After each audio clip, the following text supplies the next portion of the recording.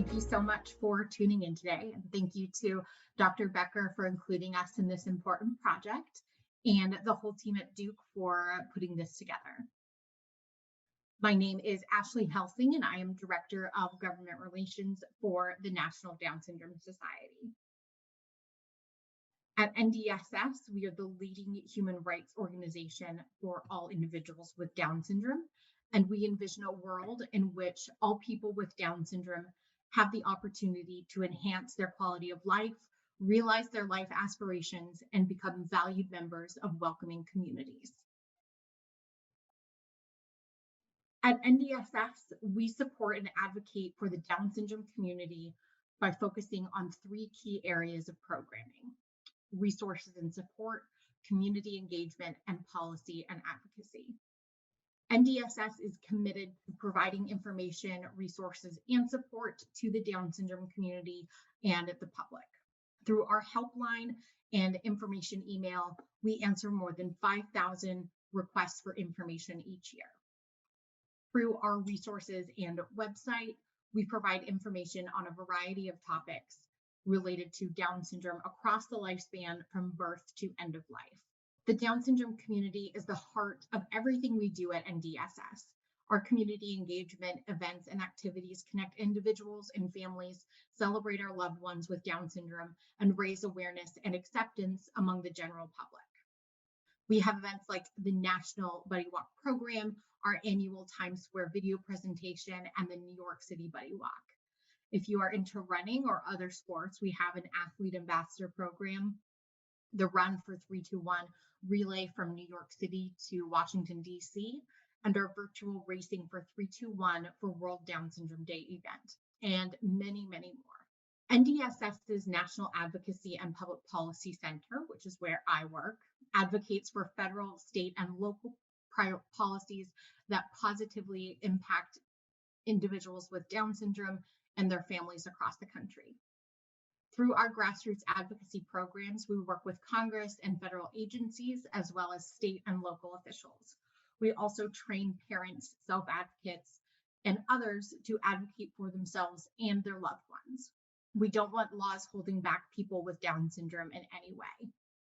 At the National Advocacy and Public Policy Center, we work on issues across the lifespan of people with Down syndrome, including healthcare and research, education, economic self-sufficiency, community integration, and employment. It's a complex range of issues for sure, from subminimum wage to marriage access. We had to take a turn in March, as did most of America, to address the immediate needs of our community through federal COVID-19 relief. There have been a tremendous number of advances over the past couple of decades regarding research in Down syndrome, particularly life expectancy. It's a very tangible thing to see. The average life expectancy of a person with Down syndrome around 1980 was 25 years old. I know so many individuals with Down syndrome well into their 30s, 40s, 50s, and even 60s. We are so grateful for our Scientific and Clinical Advisory Board, or SCICAB, and its members for their expertise in these areas. So how can advocacy organizations like the National Down Syndrome Society help advance your research? A few ways, actually. We can help bridge the gap between the community and researchers. When you involve us from the beginning, we can help define what is important to our community and what they want to know about. What does our population want researched? We survey our community all the time, and that is a very easy question to ask them. Then we can help you gain the trust of our community and involve individuals with Down syndrome. We can advise you on the best ways to be person-centered to help with that trust, to use person-first language, to talk to the person with Down syndrome and not their parent or caregiver. Transparency in the process is also crucial for our community. Additionally, we can help amplify how the research will improve lives. To bring it back to the very basics, for those of you who don't know, research in Down syndrome is very different from so much of the other research happening in our world for other conditions. JDRF, for example, wants to cure juvenile diabetes. We never want to cure Down syndrome, We want research to focus on the coexisting conditions that so many people with Down syndrome have, like heart conditions, autoimmune disorders, and ADHD. We want research that will help our loved ones with Down syndrome live their best lives. Our community wants to know how the research you are doing will help that. Additionally, with much of the research currently happening into the relationship between Down syndrome and tumorous cancers, or Down syndrome and Alzheimer's, and so many other things, there's so much potential to help those outside of our community as well. Our community wants to know about those things. We can help you push out those messages. We can turn your research into action. We at NDSS want to be your partners. This can be a mutually beneficial relationship. We have a desire to know what is going on in this research to inform our advocacy on Capitol Hill. When the Older Americans Act came up for reauthorization, a few of our research partners let us know that the definition of who qualifies for some of the services provided under the Older Americans Act didn't apply to our community because of the age boundaries that were put in place. Our folks get Alzheimer's diagnoses much earlier than the typically developing population. We worked with our champions on Capitol Hill to update that definition to apply to people of any age receiving that diagnosis so they could receive those services. This was a tremendous example of how we can work together, and there's so much more to collaborate on. Next, I would like to turn it over to some of our tremendous DS ambassadors. Our DS ambassador program is our grassroots network that we turn to help us be successful on Capitol Hill. These are some of the most incredible advocates and some of the best people you will ever meet. We have Adrian Forsyth, who is actually a staff member of NDSS. He works for our National Advocacy and Public Policy Center as an advocacy program specialist. We also have Jacob and his mom, Marla. And we have Tabrick and his mom, Anita, and Sarah and her mother, Carol. Thank you so much again for having us today. Hi, my name is Adrian, and I am the Advocacy Program Specialist, as well as the second lobbyist with Down syndrome at NDSS. My advocacy work extends from lobbying at Capitol Hill, leading training opportunities, and social media advocacy. I have participated in a study with my brother about neurodegeneration in aging Down syndrome. This is a study that looks at how 21st chromosome is related to the development of Alzheimer's. The 21st chromosome is responsible for creating a protein called amyloid, which is thought to be related to the development of Alzheimer's. Because individuals with Down syndrome have an extra 21st chromosome, they produce 50% more amyloid proteins than the general population, thus putting them at increased risk of Alzheimer's and developing Alzheimer's earlier. They're looking at siblings to compare those levels of amyloid proteins between people sharing as much DNA as possible so they can better understand the effect of the 21st chromosome. This study would not have been possible for me to do without my brother. I was asked questions about what I thought during the study, and they took my opinions into account. By being part of this study gave me insights on how the brain works on people with Down syndrome and empowered me in becoming a stronger advocate. If this is what I gain, then it can have the same effect on other self-advocates in the Down syndrome community. This is what researchers should be thinking for future research. Thank you. Hi, everyone. My name is Marla Marasco, and I am here with my son, Jacob. Hi, everyone. I'm Jacob Rask. I'm here. Mommy speaking. How old are you, Jacob? I'm 14. He's a typical 14-year-old. So again, my name is Marla. I am a Down syndrome advocate. I'm also an author, community builder, and a community talk show host.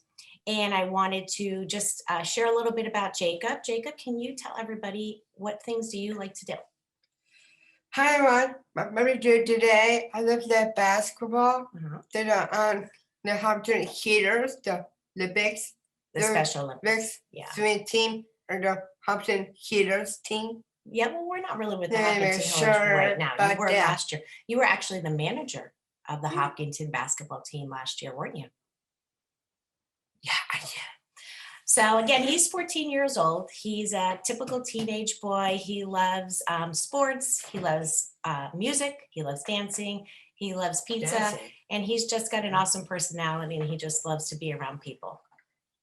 So we actually are looking forward to participating in future research studies. And I think it's so important because of, especially with Alzheimer's and the pathology connection with Down syndrome, that is really important to us. Although Jacob is 14, I know that it's important to kind of get that baseline.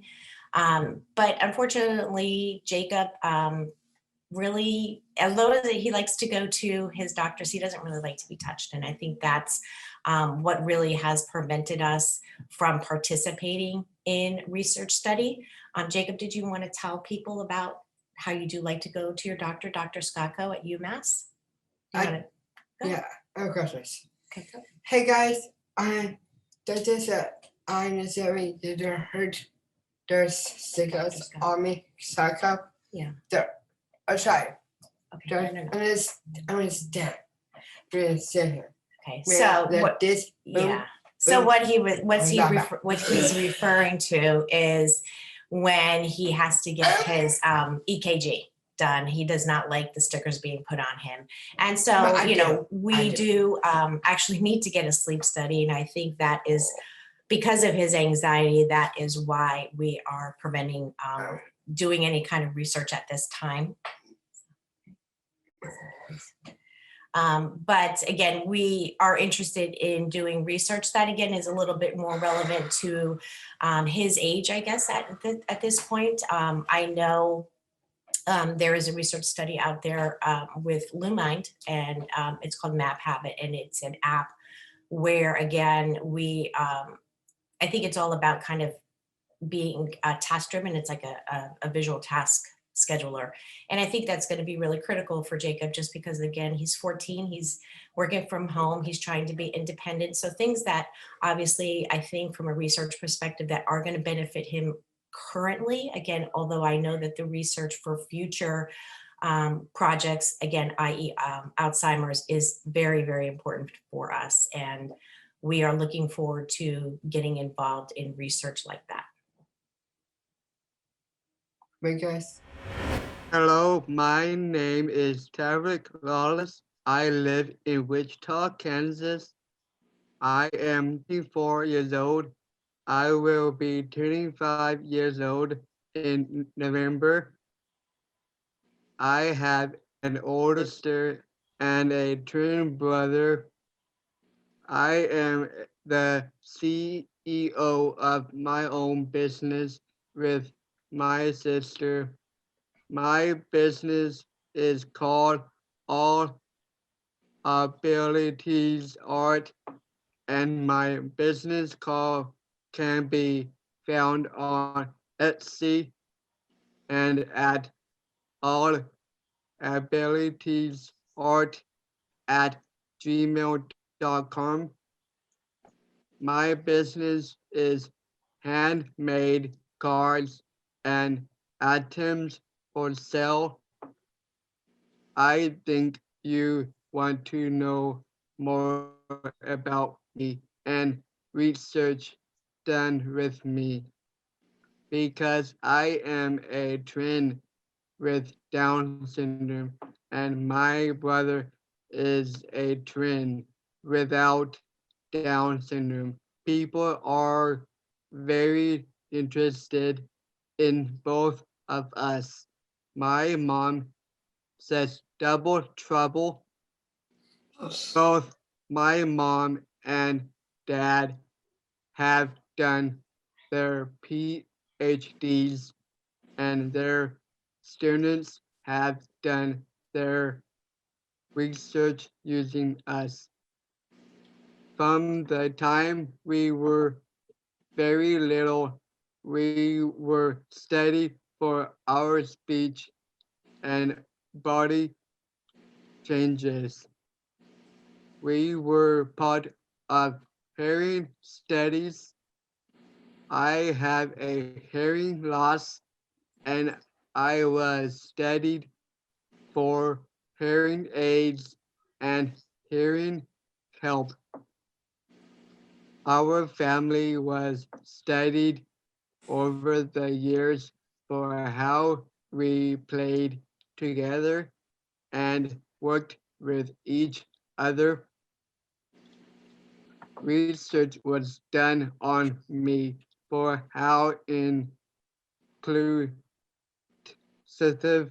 education was working for me and my family because I also have a step brother with autism. Some step family research was done on my family. Thank you for asking me to tell you about myself. Thank you. My name is Sarah Knight. This is my mother, Carol Knight. We live in Hershey, PA. I am 16 years old, almost 17 now. My mom won't let me tell how old she is. We have chickens. I had enrolled Sarah in one research project for the Inspire device. We did not complete the project due to traveling. The project was to take place in Pittsburgh, Pennsylvania, which was about 4 hours from us. With school going on, winter coming up, and paying for hotel bills, it just didn't seem feasible for us to stay in the project. I had only heard about the Inspire research project from Sarah's sleep practitioner. I had not heard about it through any internet or any Down syndrome support groups. My mom will answer the panel questions. Thank you. Hello, my name is Michelle Pfeiffer, and I'm the proud mother of 3 children. Our middle daughter, Anna, is 19 and has Down syndrome. We have been engaged in the research community since 2003 when we started Anna's Angels, which is a fund under Duke Children's and raises important research dollars for Down syndrome. My hope has always been to see research efforts grow so our families have access to therapies to help their loved ones with Down syndrome.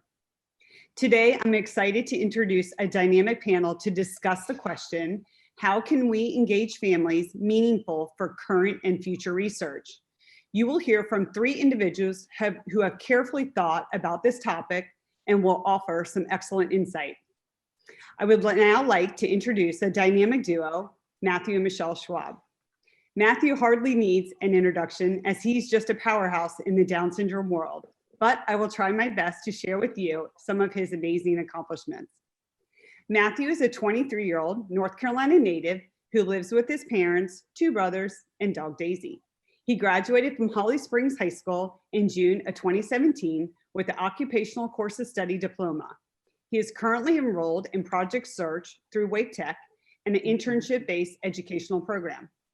He has worked at Holly Springs Chick-fil-A for almost 4 years as a dining room host and a food runner, and also volunteers at the Museum of Natural Sciences in Raleigh.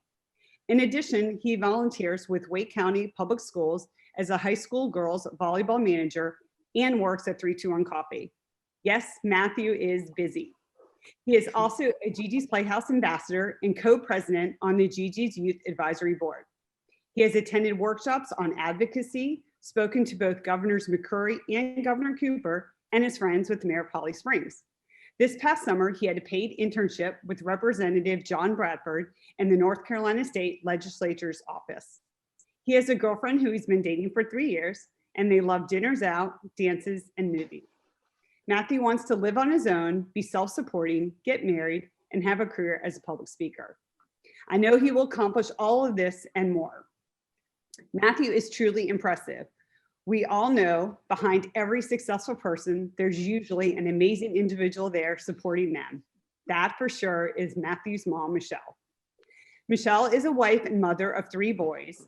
She has a BSW and worked as a social worker before going to graduate school to earn a master's of education in early childhood.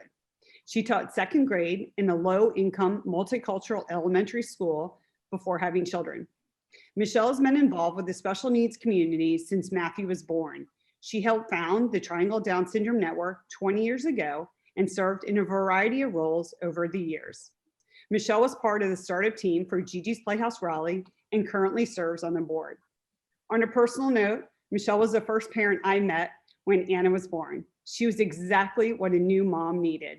She told me Anna was doing awesome, which gave me the strength to keep on learning and supporting Anna. Now here is Matthew and Michelle.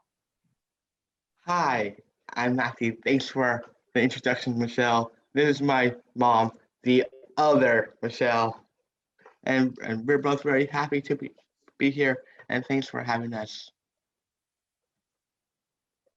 All right, it's really hard for me to follow Matthew. He does this for a living with his Matthew Schwab Speaks business, but I will try. As Michelle said, he is 23. Today is actually his birthday. So you can imagine that we have been involved in the Down syndrome and disability community since he was born for a really long time. I got involved right away. And we've been fortunate enough to be able to participate in a variety of research over the years. He was my firstborn, and I was a stay-at-home mom, so I had the flexibility to be able to participate. I remember that when I was new to all of this, I wondered why all of my friends, parents of kiddos with Down syndrome, were not participating in every research study that I was participating in. It just didn't make any sense to me. But then once I started to talk to parents, I realized that, oh, shockingly, not everybody thought like I did. But people had different views about research, different priorities in their lives, obviously different abilities to get to and from research, to participate, and different levels of comfort regarding the different types of research. It really is, I understand that it is a struggle to get participants sometimes. And I think that the number one thing is to draw people into studies. Participation must be easy. If it can be fun for the participant, that's great, but it's got to be easy. It's got to fit into their lives. It's got to be almost turnkey.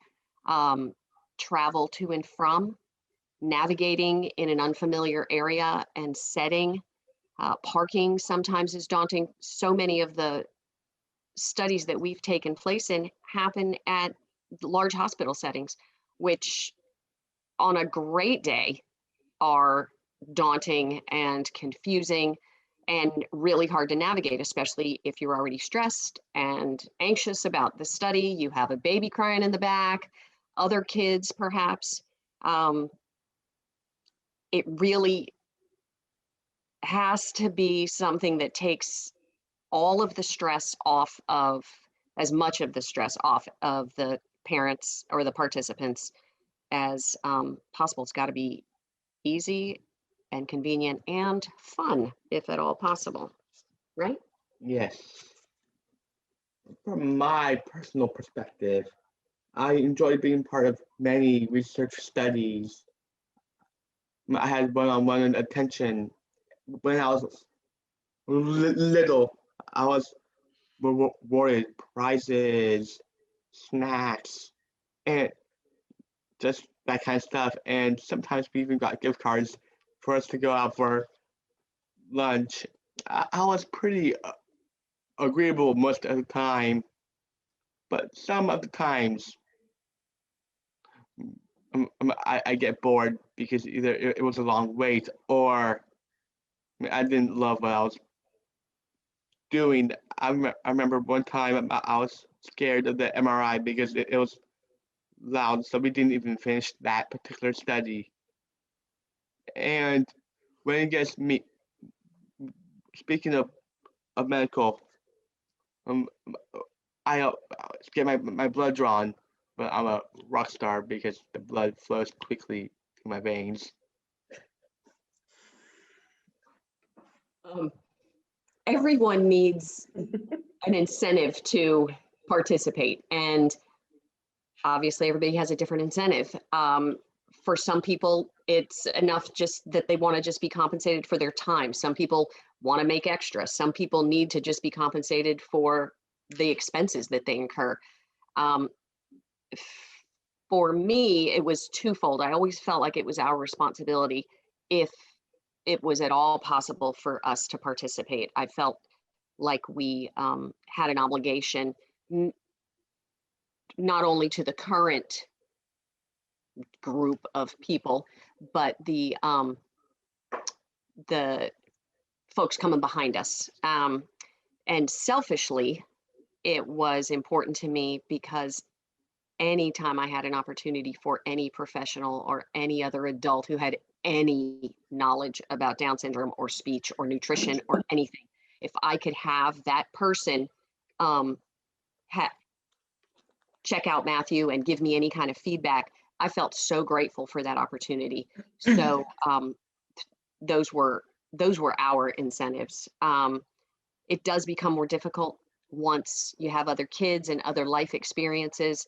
So we did have to put a break on it a couple of times. But we do like to participate typically, don't we? Yes, we do.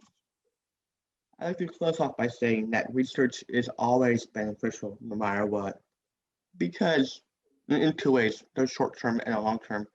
It's beneficial in the short term because it benefits the participant and the families, and for the long term, it helps reshape the future of Down syndrome. And thank you very much for having us. Thank you, Matthew and Michelle. We're fortunate to have both of you in our community. And Matthew, the next time I go for a blood draw, I want you to come with me because I'm not a rock star. All right. The next individual that we will hear from is Emily Monshine.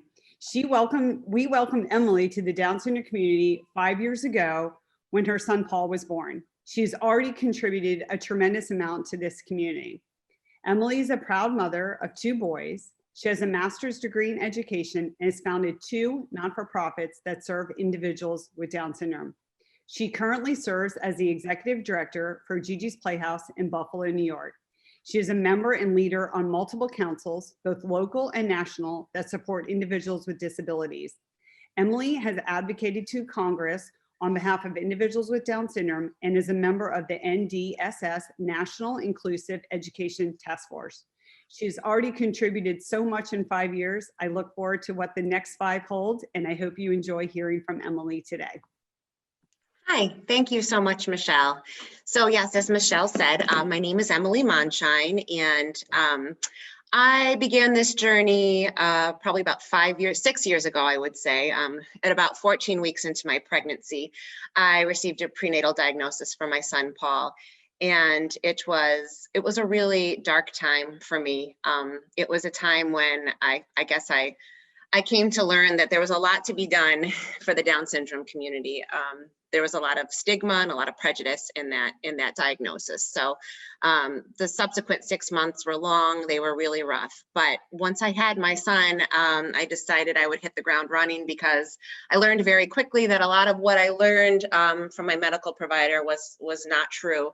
And since that, in that time, he's dispelled a lot of the myths that we faced. So that kind of discrimination was new to me. So it really caused me to sort of want to change things on a local and national level. As Michelle said, I founded an organization called 21 Connect. I was a co-founder, and we did a lot of work locally. We went to hospitals, just, sort of talking about how we need to address the prenatal diagnosis, the support that expecting parents really need and deserve. So that was something that I was very passionate about. And then from there, I founded locally with a startup team, we formed Gigi's Playhouse, and I'm currently the executive director. And we've been really able to impact a lot of lives of individuals with Down syndrome locally in the community. So when Michelle came to me about research, I found it to be an interesting thing. I feel that I'm very connected. I'm on many councils locally that deals with the disability community. I really have my pulse on things, and I don't get very much information about research here in Western New York, or clinical studies, I should say. You know, I think part of that problem is here in this part of the country and other places around the country. We're not necessarily getting the information. We don't have Down syndrome clinics. I know in Western New York we don't. The nearest clinic that we can go to is in Erie, Pennsylvania, and it was there that I one time went that Dr. Velotti gave us information about DS Connects, and that was the closest I ever got to anybody talking to me about a clinical study or research or anything like that. So I think access is a huge piece for many people. I think if the Down syndrome associations locally don't know about the study, the families aren't going to really learn about the study. So, you know, personally, it's interesting to me that I've had literally almost no experience with clinical studies. So, but of course, I read about them. I do know they exist. I am interested in them. You know, and one of the things I wanted to talk about is, you know, if the information were disseminated and we were able to have these studies here in Western New York and learn more about them, you know, what are some things that would make it easier? Or, you know, another thing, how do we want to learn about that information? You know, when we're scrolling through our social media or our emails or our inboxes, how do we want to learn about a clinical study? I think it's important that we get the information out in a variety of ways. Some people like to read through text, some people want visuals, some people want videos. So I think if you're trying to recruit participants, that's a really important thing to think about. Perhaps you need all three avenues to really interest your community.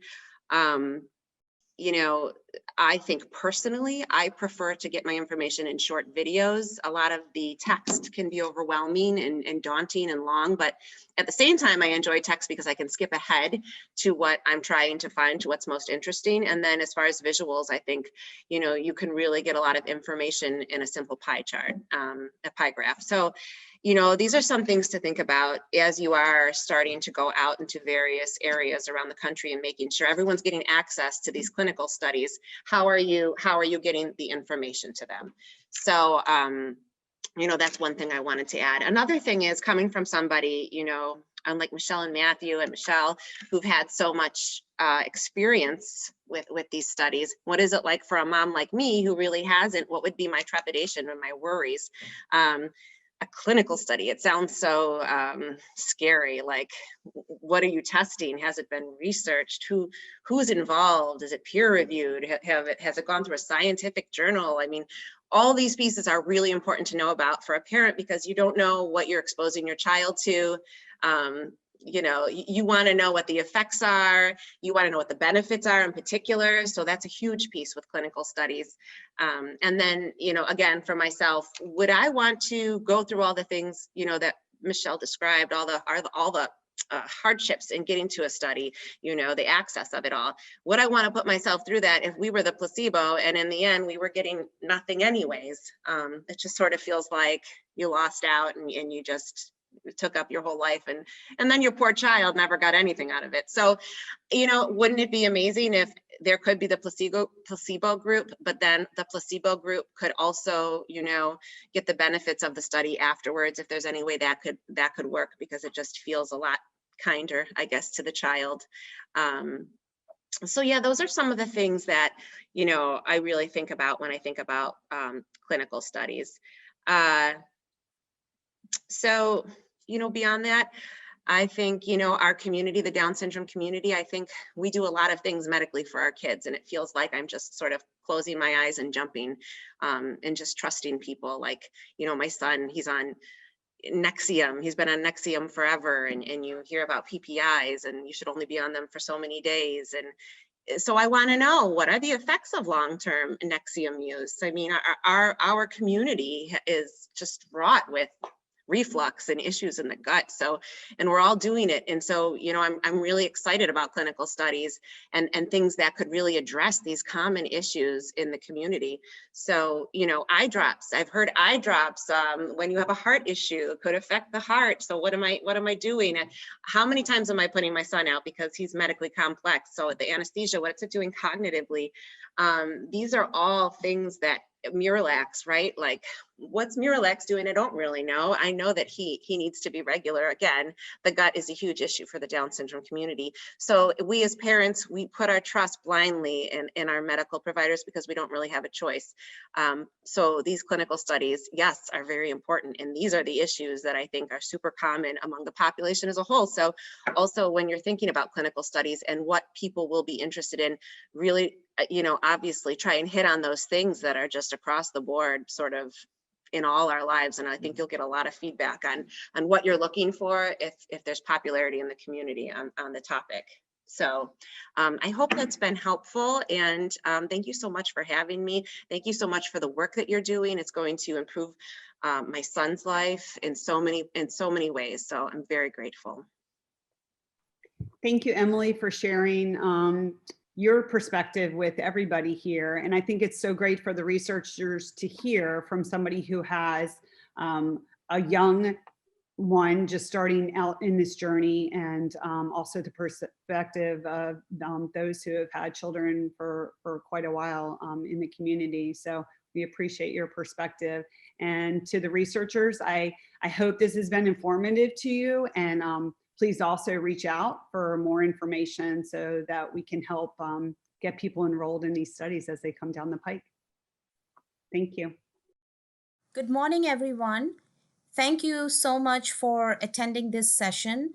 I'm Sujata Bardhan, and I'm part of the team at NICHD at NIH.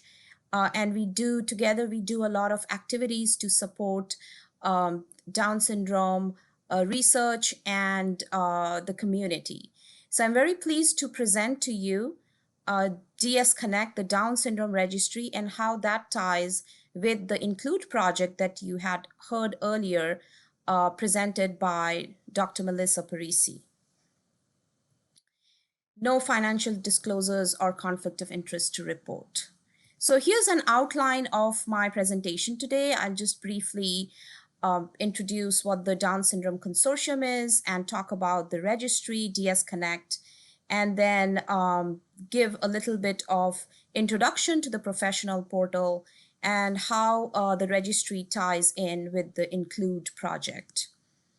So NIH really leads the Down Syndrome Consortium, which is made up of 13 different institute and centers within NIH, but it also has 16 organizations and advocacy groups that are part of the consortium. And together, we meet at least 3 times a year to talk about shared interests and common goals to really benefit the Down syndrome community.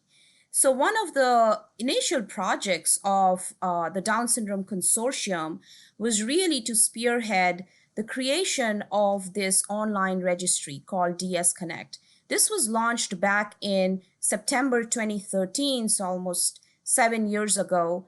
And what this registry is really a secure and confidential online way to collect basic health information and demographic information about people with Down syndrome.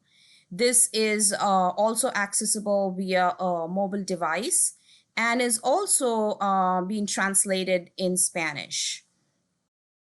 So this is how the registry ties into the Include project. So as you had heard, there are 3 components of the Include project, and one of the component of the project is really to build a large cohort for the natural history and biomarker studies. And a large cohort of individuals with Down syndrome is really essential to follow the development over time and to perform deep phenotyping and natural history studies. Include project, along with the Down syndrome registry, will help to develop a comprehensive genomic, epigenomic, transcriptomic, and proteomic map to help understand the predisposing risks and protective factors of Down syndrome.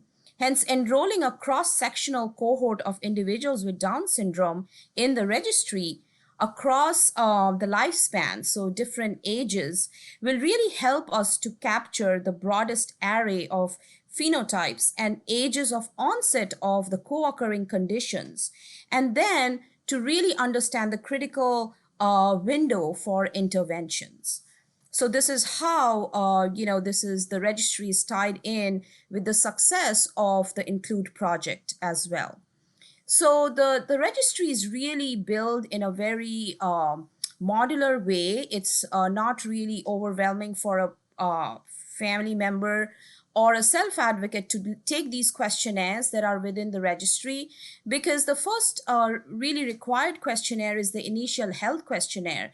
And within the initial health questionnaire, there are about 10 trigger questions, which leads to additional questions. So not every family member would see all of these questionnaires listed here. And there are about a total of 50 questions within the initial health questionnaire, out of which 10 of them are trigger questions. And only if you say yes, you would see additional 7 to 8 questions, for example, for heart or sleep or leukemia, etc. There are also 3 questionnaires that are available for adults. There's an adulthood questionnaire, which is available for anyone who's 18 and over. And then if you're male, you will get, and 18 and over, you will get the men's health questionnaire. And then if you're female, you'll be able to see on your dashboard a women's health questionnaire. There's also a transition to adulthood survey, which is available for any person who is between the age of 12 and 30.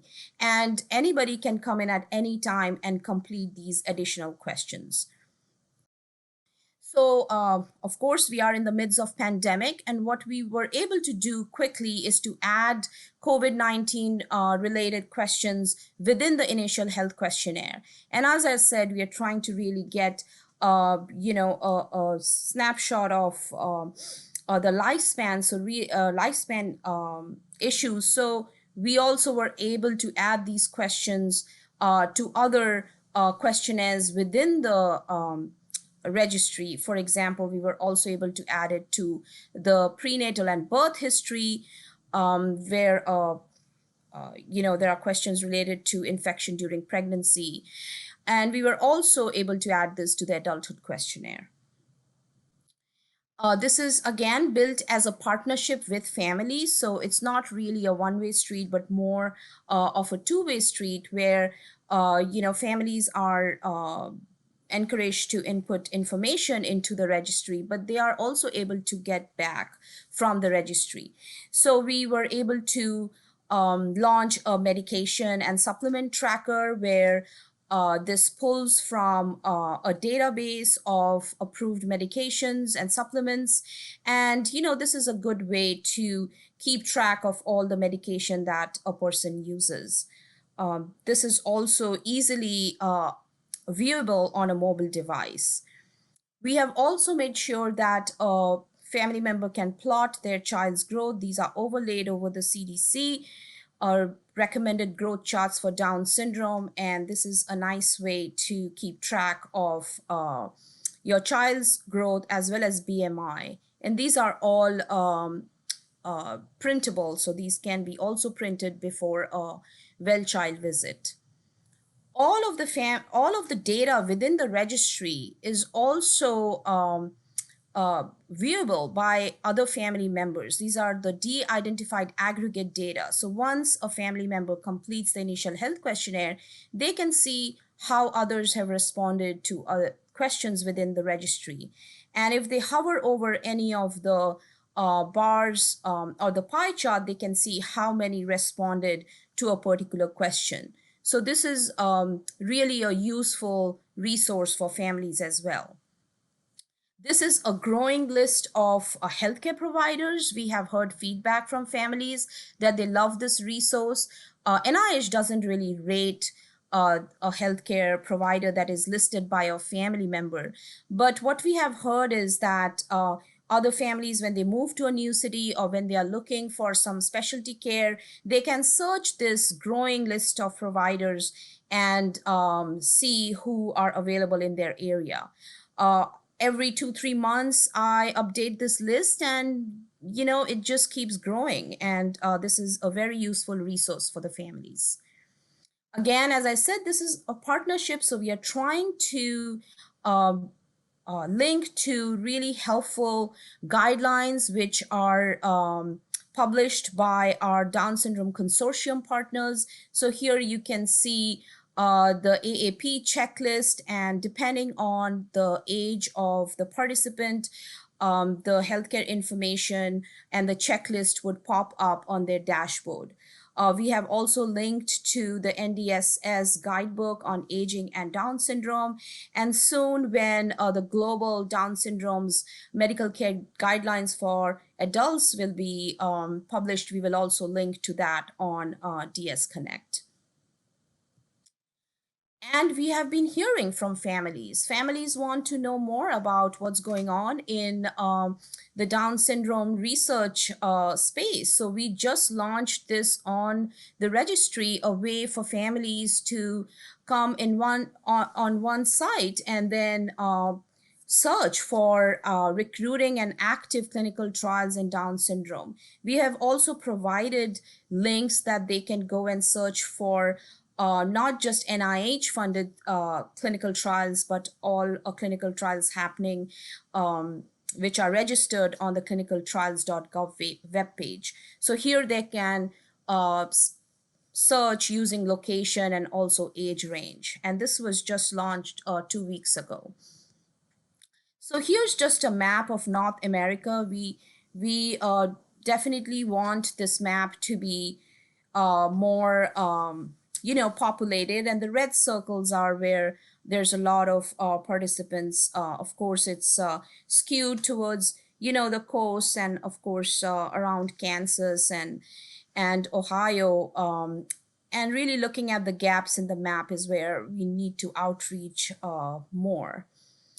And the interesting thing is I also looked at the PTN research site map and really tried to look at if we have synergy of, trying to outreach to places where there are gaps in the map, where we need to, outreach more to the Down syndrome community.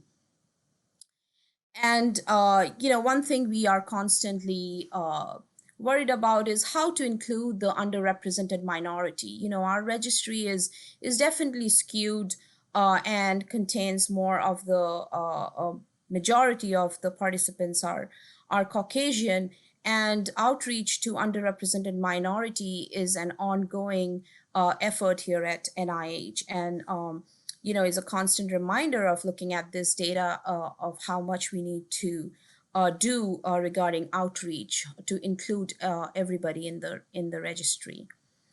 So one benefit of this registry is that we have been able to create a portal for professionals.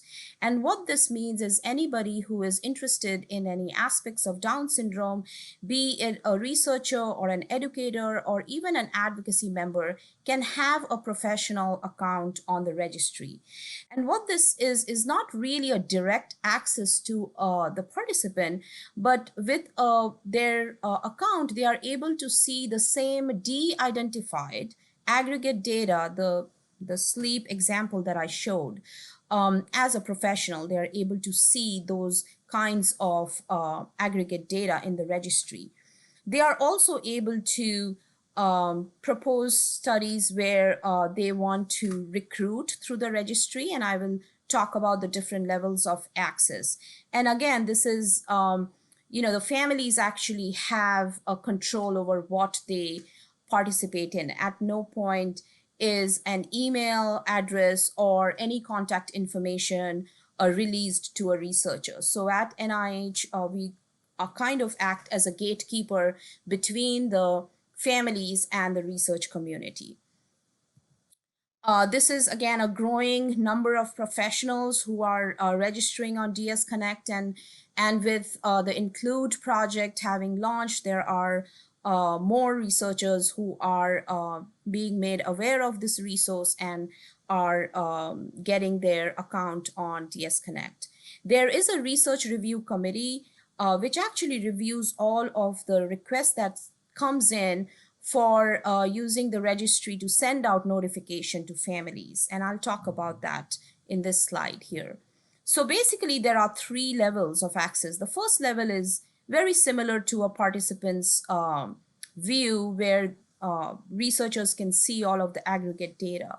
The second level is more for some customized searches or using the registry data for a publication or presentation, or even to request a letter of support. And the last one, the level 3, is really for posting a study announcement and sending notification to eligible participants. And level 3 doesn't mean, access level 3 doesn't really mean that researchers get access to participant information. It's more about posting the information of their study to families, and then families do the contacting on their own. And the last level really requires IRB approval and also approval from the research review committee that reviews all of these access requests. So the professional portal has been pretty busy since we launched about 6 years ago, and we have had a lot of applications come in, definitely for level 2, a lot of them for letter of support or for more customized searches, about 25. We have supported about 57 studies that have submitted for level 3 access, and we have about a 91% approval rate. And recently, since the Include project was launched, we have been able to support 9 of those Include funded investigators to recruit through DS Connect. So really you can see the synergy between the Include project and also the registry here. So what does it mean for a family member to be part of a research study? It is a number of things. It's to take an online survey or to answer some questionnaire. It could be recording, some health data using a tracker. It could be participating in a clinical study or a trial for a new drug or medication, or any of the Include supported studies. But the bottom line is that it is the family's choice whether they choose to participate or not. And even they could choose not to participate in any study, but still be part of the registry, because even having all of the basic health information about the Down syndrome population is useful for researchers to think of research studies, etc. So it's really something that the family chooses to do or not to do. This is just an example that I wanted to show the power of an online registry. And this was a study we supported, which was being done by Dr. Luanda, where she was looking at use of nutritional supplements in children with Down syndrome. And really in around February 2017 to June 2017, you could see like almost since she started, she was having a hard time to recruit for her study. And we posted one notification on DS Connect, and this was a good problem to have. She had more families who wanted to take the survey than her initial goal of 500. So this is where families could just take the survey. They shared it on their Facebook pages, and we were very pleased that within 2 to 3 weeks she actually met her not just her goal but also more than her goal. And she was also able to publish this paper. So we were very pleased to support her registry, her research. And there are also a number of, as I mentioned, Include funded researchers that we are supporting recruitment for their studies. I have listed just a few of them. We are supporting Dr. Esbenson's study into really looking at stimulant medication, methylphenidate, in evaluating really children with Down syndrome and with comorbid morbidity of ADHD. We are also supporting Dr. Espinosa's study looking into the autoimmune skin disorders in Down syndrome and also safety and efficacy of FDA-approved JAK inhibitor. We are also supporting Doctors Botron and Hazlitt's study into really looking at some brain imaging studies in the infant and school age range. So this is a great example of how the include projects are being supported by the registry. So finally, I would like to say is that outreach is an ongoing process. And as you see, our goal is really 10,000, and over 7 years, we have been able to get only halfway there. And just with 5,000 participants, we have been able to support a lot of researchers. And now we are able to support researchers who are being funded by the Include initiative. So it is more important right now to really outreach. And if you know of other families who would be interested to learn about the registry, here's the link. We have a lot of toolkit electronic materials that we have created for tweeting or putting on Facebook, info cards, help us reach our goal and help us support the Include initiative, and overall that will benefit the Down syndrome community. Thank you for your attention. Happy to answer questions later. Good morning. I am so delighted to be here with you today. My name is Maria Stanley. I'm a developmental behavioral pediatrician at the University of Wisconsin-Madison and at the Weisman Center. And I have the distinct privilege this morning of being able to do some follow-up questions and answers with many of the folks that you've heard from this morning. I also want to introduce you to one additional person who's going to be joining us, Julie Hajewski. And Julie and her husband, Steve, are the parents of 2 boys, Calvin, 11, who is typically developing, and Mikey, who's 9 and has Down syndrome. She lives in Columbus, Wisconsin, about 25 miles outside of Madison. And Mikey attends public school with an IEP, but currently during the COVID pandemic, he is attending school virtually with one-to-one support. He is primarily nonverbal and uses an AAC device to support him in communication.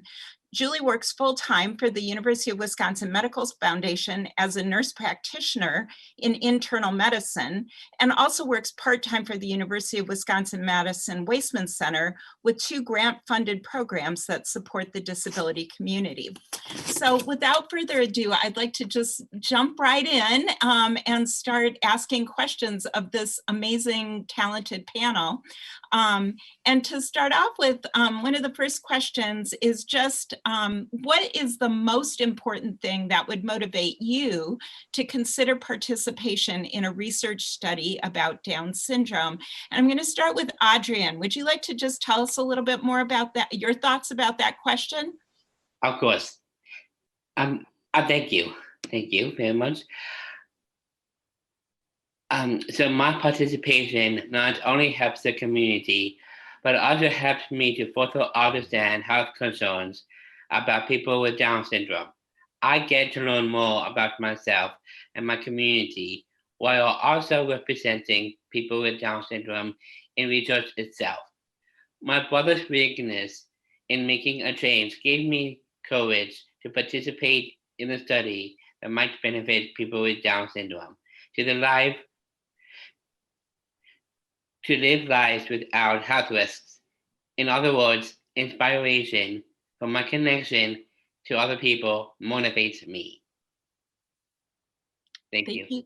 Oh, thank you so much. And Michelle Swab, you were going to answer this question as well. Sure. And there are obviously several reasons or several things that would be important to me, but probably my number one would be how it would immediately impact my particular kiddo or loved one. In addition to that, though, do I feel like it is something that is of value to us personally, the Down syndrome, our local Down syndrome community? And then, like I stressed before, is it something that we can fit into our lives? Is it easy? Is it convenient? And do we think it would benefit personally? Thank you so much. Moving on, the next question is, what is the best way for researchers to let you know about the study? And I appreciate it. Emily already gave us some ideas about that, and I'm interested in other people's thoughts. So Carol and Sarah, what thoughts do you have about that? Emily gave some great ideas, but thanks for asking. For us, the only way that we found out about a research study was through Sarah's practitioner. We had not seen it anywhere in any support groups or anywhere on social media. So I do think trying to get more on maybe social media or the national Down syndrome support groups, GGs. My favorite. Yeah, to let other people in the community know, and not just at a practitioner. Like, and I'm sure Maria and Jacob might have some other great ideas. Oh, Marla and Jacob, would you like to weigh in? Sure, yeah, thank you so much. So again, a lot of great information there. And I think what people need to think about right now is the current situation that we're in with COVID. And not a lot of people are actually going to doctor's offices right now. So we really need to make sure that we reach people where they're at, and that's actually in their homes. So like my other colleagues had said, you know, we need to create social media campaigns, email campaigns, and then partner with the National Down Syndrome organizations that, you know, have research arms to spread that message out and make sure that the audience is actually seeing it. But I think that most important is that we need to make sure that the content and the graphics are visually appealing so that people will want to click on it and find out more about the research. So we need to maybe put out some infographics that, again, people will want to click on and find out more about the research. I know Emily had mentioned videos. We need to make sure that we can create short snippets of videos that are going to be appealing to people that want to connect with the research, you know, studies. But at the end, it's actually getting to those websites and making sure that the information is accessible to people so they don't have to click through a whole bunch of questions to get to actually either sign up to the research study or find out more about it. So I think accessibility is also very critical. And Jacob, did you have anything to add? Yes, No, that's the next question. Okay, sounds good. So, so just following up on that, I would also be interested in understanding about how you want researchers to explain a study to you or your family member. Do you want written information? Do you want pictures? Do you want video? What's the best way to understand what a study is about and what's being expected for participants? Thank you guys for coming. Good morning. Good. I'm going to question. Speak up. You. People can't see. I can like to watch videos and read stories with me. Also with pictures or have found someone to read to me. I have a question, guys. So one question. Two. I was thinking of eating some pictures. Thank you for the page. Thank you so much for coming. Thank you so much. Oh, thank you so much. That was really helpful. Thank you, Jacob. And then moving on to some of the things that we heard about before, like we heard a little bit about challenges with participating in research. And I was wondering, Emily, if you wanted to talk a little bit more about that. One of the things I heard was just geography and being, you know, whether you're close to a research center. But do you want to talk any more about that? Sure, yes. You know, I think we need to consider the age of the child participating in the research study. So, and a barrier could be, you know, I think the younger the child is, the harder it is on the family. You know, mine is 5, and so we're still thinking about diaper bags and toys and food and all that stuff. So access is a little harder on the younger population, I think, just because of, you know, what the parents are bringing into it. And then, you know what, Marla, excuse me, Marla brought up a really good point about COVID. And I think that that is valid when we talk about access as well. We're all coming from different states with different situations, and we don't know how long the situation is going to play out for. But I can say from, you know, a Western New York standpoint, mask wearing, for example, it's very strict here. You know, as it should be. We have a really great, you know, infection rate and all that, not to get into any of that, but it's hard for me. I have a son who has Down syndrome and autism to get a mask on him. So these are the things we have to think about when you're bringing a family, you know, into the clinic, into the hospital. These are barriers for our children right now. And a lot of places don't have accommodations, and in New York, it's a hard no, and it's tough. So we want to make sure we're making it easy on them. Are there changing rooms? Can they eat somewhere? In COVID times, there aren't. And so, you know, how quick is this study going to be? Are we in and out? What does it look like? Maybe we can think about research studies through teletherapy, metatherapy, or whatever we would call it, rather than, you know, making families come in and out and all that. Is the child in school? Is the parent working? Can we work it around their schedule? Those are other accesses, other issues to access that is really important to consider. How can we make it easiest on the family? Reimbursement as far as, you know, mileage. If we're missing work, that piece as well is really important. So those are a couple additions I would add to that. Wow, thank you. That's a lot. Thank you so much. And Julie, what would you add? You know, one of the things that you had mentioned earlier in when you introduced me, my son is nonverbal, and along with that, we have some significant behavioral issues at times. And it's been really hard for me to conceive how he would safely participate in research protocols, both his own safety as well as at times maybe a researcher's safety, depending on what the protocol was, if it might involve blood draws and such. Those can be really challenging. And then also, I've always struggled with how to help provide meaningful, like consistent data or longitudinal data. You know, with sometimes with behavioral issues, we can have negative associations with places. And so we can have the same kind of behaviors that happen just showing up at the same place. And so I worry that it's hard to participate in research and feel like we're providing good longitudinal data or good consistent data when there are those kinds of barriers for our kiddos. And so that's one of the things that we have been concerned about. Thank you so much. And just following up on that, what are the steps that research teams could take to make that research experience more comfortable? You gave us a little information about that, but maybe you could tell us a little bit more about your thoughts.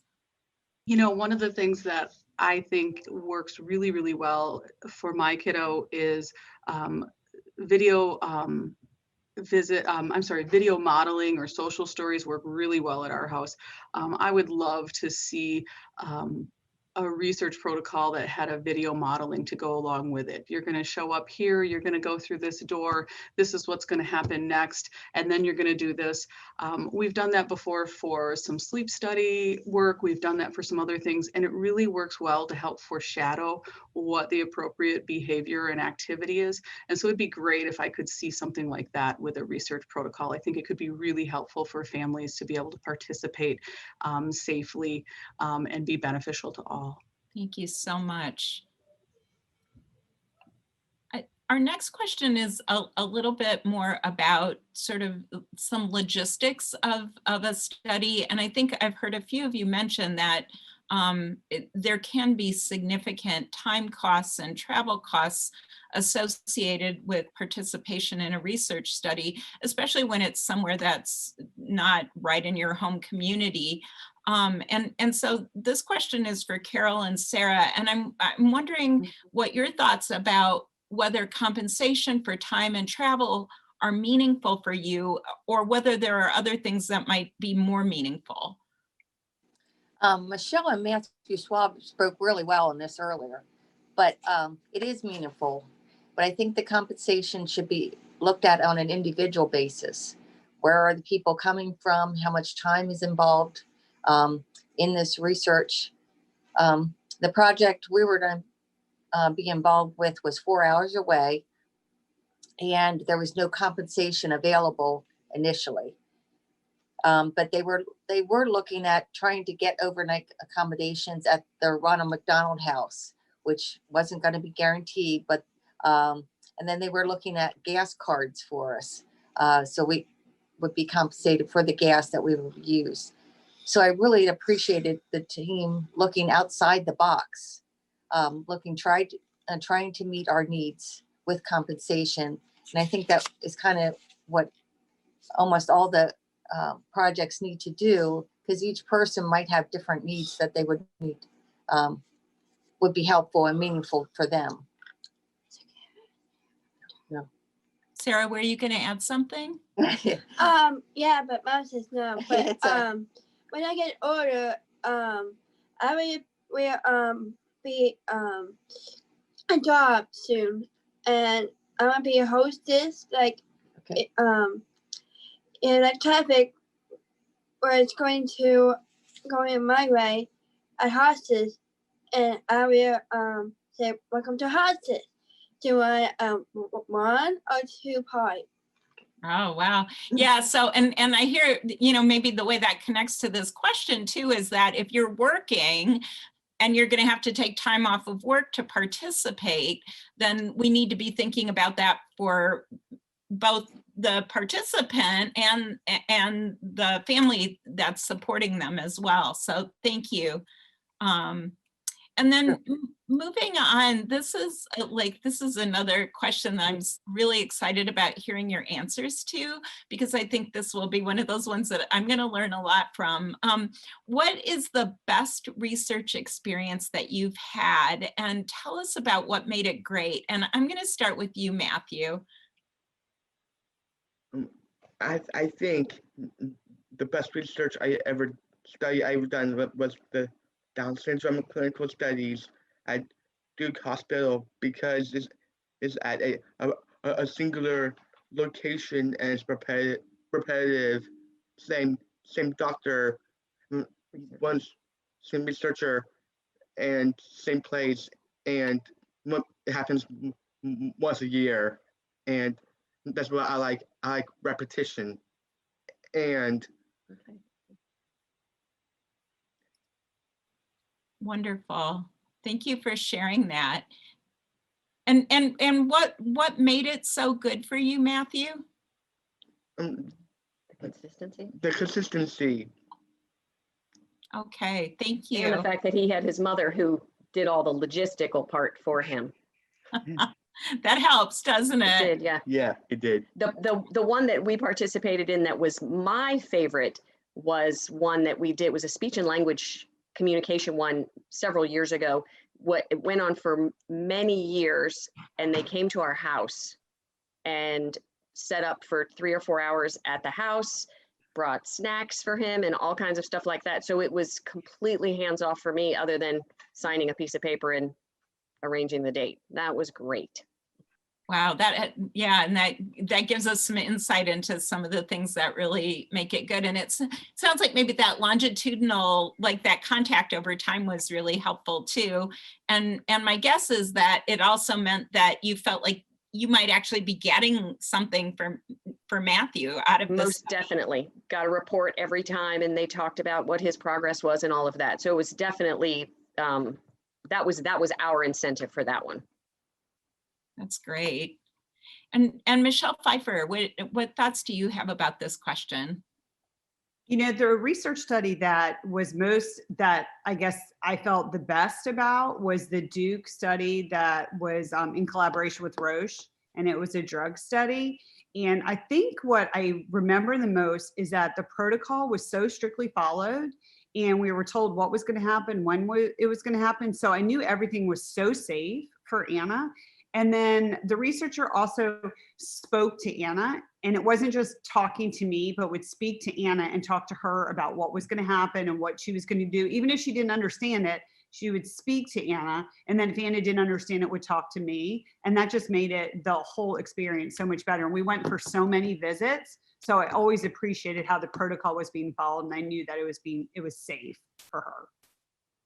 Did you know the researcher before that that research participation, or was that person new to you? I don't believe so. No, I don't believe I did. No. Yeah. Okay, thank you.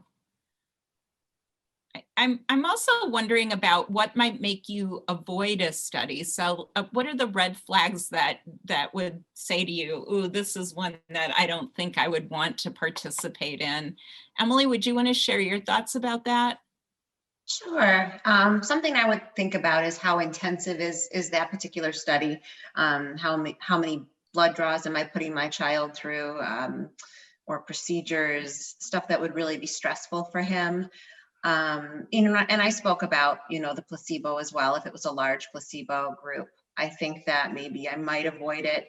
I think probably the biggest thing would be, what are the side effects? What are the risks involved? That's always number one. I would hate to harm my child in any way while I'm trying to really, get the best for him. So that would be a big piece. And then, just making sure it's a valid trial. And, we have some sound clinicians on board, and, it's all been vetted. So those would be some red flags. How do you as a parent or decide that it feels valid, or is it having already knowing the research team? Is it being familiar with the affiliated institution like the university? What is, or do you actually go and research the individuals that would be part of it to decide whether you feel comfortable participating in a study that they're a part of? How do you know that? For me, it's names that I know, names in the community that I know. And then it's also taking that study information about it to, my pediatrician or, our developmental center here in Buffalo, and just saying, is this good to go forward with? And they can sort of walk me through the process if I have questions. So you use trusted resources to help you vet the information, it sounds like. Exactly. If it's outside of what I know, then I would do that. Thank you. Mm-hmm. And the next question is what things would you want a research team to know about you or know about your family member? And I'm going to ask you that question, Tabrick. Yes, I want them to know we are fun. My mom and dad had to do research, so they like to help other researchers. We know it is better to do research with nice people, and we are nice. We give researchers honest answers and ideas. Thank you. And Tabrick, I have another question for you about how researchers can better include and welcome people from underrepresented communities, people who are from ethnic minority communities or people of color. How can we welcome you and other people like you into our research studies? What makes you feel welcome? Not ready for that yet. I got something else to say. Oh, I'm sorry. Please go ahead. I'm sorry. Oh, no. I'm sorry if I cut you off. Please continue. I like them to know I have been to many countries, and I like to travel and see new places. I want them to know I am the CEO of a card company called All Abilities Art on Etsy, or allabilitiesart@gmail.com. My half brother has autism and he lives in Florida. My family had taken in students from other countries, and I love to internship with students from other countries of Wichita State University. I'm ready for the next question. Okay. Do you want me to ask the question again, or do you feel like you could just go on and answer it? I can go on. Okay, thanks so much. And you too. First of all, researchers have to try harder and add people of all backgrounds. This is not always the easy way to do research, but it is the next best. Researchers have to ask, will know people in these groups the best way to find all types of people. These people have to know that they are making a difference in the research. Thank you. Thank you so much. That's really helpful perspective. I'm going to ask next about the importance of getting feedback after participating in a study. And I just am wondering how you feel about whether it's important to learn about findings from the research in which you participated. And if so, how would you like to get that information? And I'm going to start with Adrian on that one. Okay, so thank you very much. So yes, I need to have a clear picture of how this benefits the community and me as well. I'll be more confident that way in participating in research studies. I need to know about the findings of the research study because I want to know about the impact I made. This is best learning through someone who has the knowledge and can help me process the information. This can be the intention of the research, going over the overall process and ensuring that there won't be health risks during the research. Overall, make sure the information at all stages is accessible. Thank you. Thank you. Michelle Pfeiffer, would you like to weigh in? Well, I think he just answered that perfectly. But yes, I agree. You know, the families spend and invest a lot of time in the research. So absolutely, as you're going through the study, you want to know, like, are they on the research drug? Are they not? So you have all these questions. So you definitely want to find out, and you're very interested to find out in the end if you receive the placebo or not. And then regarding how for the information, I mean, for me, an email with the documents is great because then I can just like comb through it and, you know, understand, you know, what she was on, what the level of the drug she was on. So the more information I get is great, and in a way that I have time to process it. Super. Have you've gotten that feedback in the past? We did from the Roche study. We found out that what she was on, and then the level of drug that she received. Super. Has anybody else had an experience of getting that kind of feedback after a study, either in a written form or directly from the team?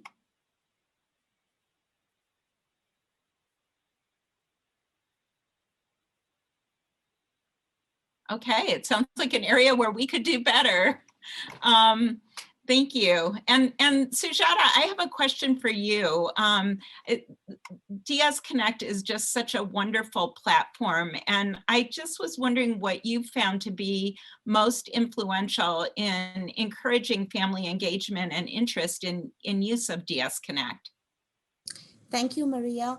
Yeah, so, when we built the registry, it was always meant to be a two-way street. So we have built in many features and resources that families can benefit from the registry. So one of the things that families say they love in the registry is there's a healthcare provider listing. NIH doesn't really rate that listing. It's family entered, but it keeps growing. And currently we have more than 800 providers that are listed. And you can search, families can search by specialty and location, things like that.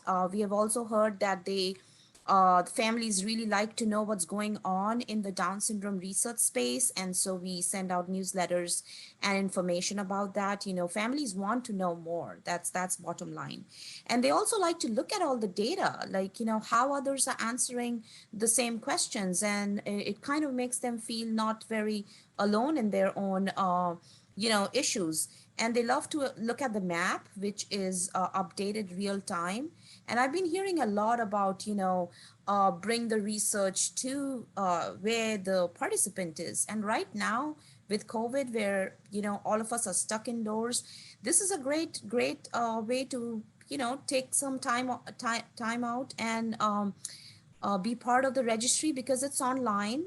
And it is also can be, you can use any device, your mobile phone, iPad, tablet, to take, answer all the questionnaires. So I think those are the things that we have heard are of value to the families.